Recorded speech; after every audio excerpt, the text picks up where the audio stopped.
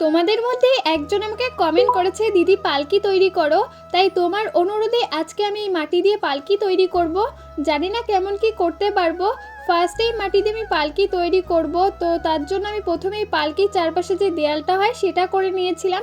তারপরে একটার সাথে একটা জয়েন করে নিলাম, আর চারদিকে আমি ছোট কাঠি ঢুকিয়ে দিয়েছিলাম, আর ওপরটাতেও কিছু কাঠি দিয়ে তারপরেই মাটিটা দিয়েছিলাম। আর এখন আমি পালকির যে দুপাশের দরজাটা হয় সেটা আমি করে নিচ্ছিলাম। আর আমার মনে হয় এই দরজাটা আমি বেশি ছোট করে ফেলেছিলাম, আর একটু বড় করলে হয়তো দেখতে বেশি ভালো লাগতো। তো যাই হোক, এখন আমি এডিট করার সময় খেয়াল করলাম। আর এখন দেখো আমি কিছু ডিজাইন করে নিচ্ছি। আর পালকির দুপাশে যে লাঠিটা থাকে সেটাও আমি এখানে মাটি দিয়েই তৈরি করেছিলাম। এটা যেহেতু এখন কাঁচা, তাই নিচে আমি কিছু সাপোর্ট দিয়ে দিয়েছিলাম যাতে এটা ভেঙে না যায়। তারপরে কিছু ডিজাইন করে নিলাম। আর এই পালকিটাকে যদি তোমরা কালার করা দেখতে চাও তাহলে অবশ্যই কমেন্টে ইয়েস লিখে দিও। আজকে ভিডিওটা এই পর্যন্ত। সকলকে টাটা, আবার দেখা হবে তোমাদের সাথে নতুন কোনো ভিডিওতে।